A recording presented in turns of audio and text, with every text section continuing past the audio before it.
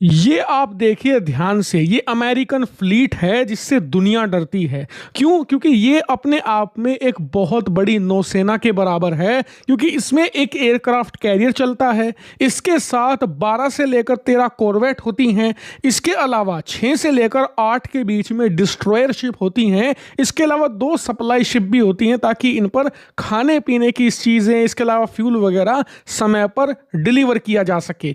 लेकिन ये चीज़ें जो आपको दिख रही है ना, ये तो ऊपर है। इसके नीचे पानी के अंदर रहती हैं कम से कम 2 परमाणु पनडुब्बियां जो हमेशा इसके साथ चलती हैं, और इसे पूरा एक फ्लीट कहा जाता है।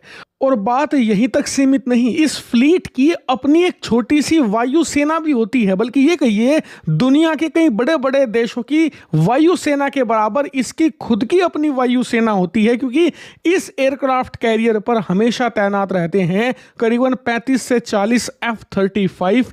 इतना ही नहीं, FA-18 सुपर हॉर्नेट या FA ग्राउलर भी इस पर तैनात रहते हैं, जिनकी संख्या 12 से लेकर 18 के बीच में होती है। यानी कि एक अच्छी खासी वायुसेना भी अपने साथ ये लेकर चलता है। लेकिन आज मैं आपको ये क्यों बता रहा हूं, वो इसलिए क्योंकि आपको यकीन नहीं होगा जो खबर अभी अभी निकलकर सामने आई है, और इससे आप समझ भी पाओगे कि इस खबर की क्या ग्रेविटी है और ये कितनी ज्यादा बड़ी चीज है। खैर, खबर देखते हैं। स्क्रीन पर आप देखिए, ईरान ने ये वीडियो जारी करी है जिसमें उन्होंने 3 से लेकर 4 क्रूज मिसाइलें फायर करी हैं स्ट्रेट ऑफ हर्मुज के मुहाने पर ओमान सी में, यानी कि ओमान के करीब का जो समुद्री इलाका है वहां फायर करी है। वहां क्यों? वहां इसलिए क्योंकि अमेरिका का यही एक जंगी बेड़ा यूरोप से आ रहा था स्ट्रेट ऑफ हर्मुज की तरफ, और ईरान ने इस पर मिसाइलें फायर कर दी। इसका क्या असर हुआ? असर ये कि इतना ताकतवर जंगी बेड़ा मुंह छिपाकर भाग गया। जी हां, स्ट्रेट ऑफ हर्मुज में घुसने की बजाय ये हिंद महासागर की तरफ मुड़ गया 4 मिसाइलों के डर से।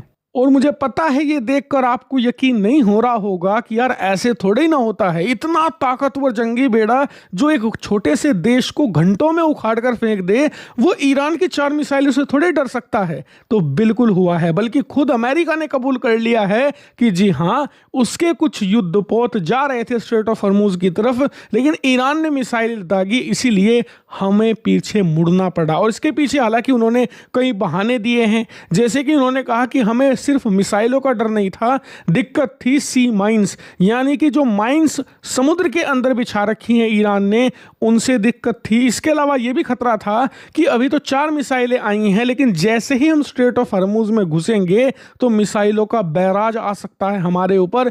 इसीलिए पहले हम ईरान के अंदर ये लॉन्च पैड तबाह करेंगे जहां से ईरान मिसाइलें फायर कर रहा है, उसके बाद ये एयरक्राफ्ट कैरियर और पूरा जंगी बेड़ा घुसेगा स्ट्रेट ऑफ हर्मुज के अंदर।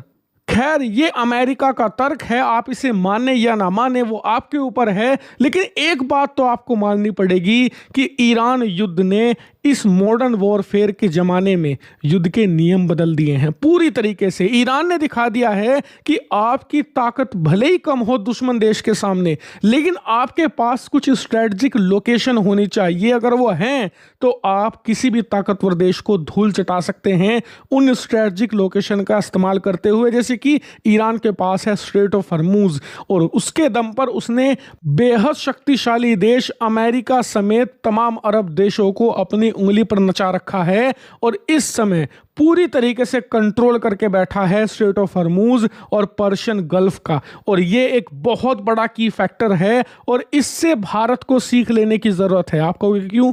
वो इसलिए क्योंकि हमारे पास भी चेक पॉइंट है ऐसा ही, लेकिन हमारे यहां पर जब उस चेक पॉइंट पर कब्जा करने की बात की जाती है, उसे ईरान की तरह सील करने की बात की जाती है, तो भारत में ही बैठे कुछ चीन प्रेमी हैं जो बिदक जाते हैं। कैसे? आप खुद अपनी स्क्रीन पर देखिए, ये है अंडमान सागर और यहीं पर है स्ट्रेट ऑफ मलक्का। आपको जानकर हैरानी होगी कि इस छोटे से रास्ते को भारत बड़ी आसानी से चौक कर सकता है अंडमान में एक बड़ा शक्तिशाली सैन्य बेस बनाकर, लेकिन आजादी के बाद से लेकर अब तक यहां पर बनने नहीं दिया गया एक भी तगड़ा सैन्य बेस। कारण भारत में होते विरोध प्रदर्शन, जो कम्युनिस्ट और उनके सिंपैथाइजर्स को रास नहीं आता, वो भारत में दंगे प्रदर्शन करने पर उतारू हो जाते हैं, और आप लोगों ने उन्हें वोट देकर जिता भी रखा है, संसद में भी भेजते हैं आप ही लोगों ने, जिसके बाद वो संसद में जाकर ऐसे बिल को ब्लॉक करते हैं जो चीन को काउंटर करे। इसीलिए अंडमान में हम कुछ ढंग का आज तक इंफ्रास्ट्रक्चर बना ही नहीं पाए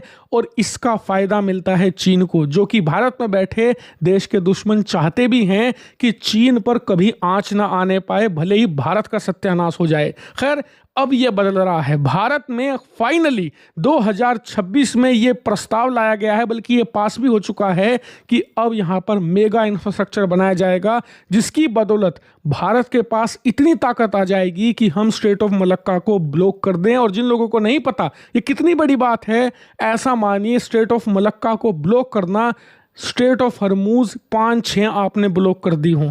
जी हाँ, क्योंकि ये स्ट्रेट ऑफ हरमूज में सिर्फ तेल आता जाता है, उसे आप ब्लॉक करते हो। मलक्का को जब आप ब्लॉक करते हो तो आधी दुनिया का व्यापार आप काट देते हो और आधी दुनिया की तेल सप्लाई आपकी मुट्ठी में आ जाती है। मतलब आपसे ताकतवर कोई नहीं। इसीलिए यह भारत के लिए बहुत बड़ी जीत की तरह होगा जिस दिन भारत ये इंफ्रास्ट्रक्चर प्रोजेक्ट पूरा कर लेगा। हालांकि इसमें अभी अड़ंगा डालने की पूरी कोशिश की जा रही है। आप लोगों को भी बताया जा रहा होगा कि जी फलानी जगह 4 पेड़ काट देंगे, फलानी जगह जो समुद्र के अंदर रहने वाली मछलियां हैं उन्हें दिक्कत हो जाएंगी। लेकिन इस बार आपको अपना दिल मजबूत करना होगा और किसी भी तरीके से सपोर्ट देना पड़ेगा अंडमान के इस प्रोजेक्ट को, अगर हमें भी अपने हाथ में ये स्ट्रेटेजिक लोकेशन लेनी है तो। लेकिन फिर भी आपका ओपिनियन कुछ और हो सकता है, कमेंट करके बताइएगा।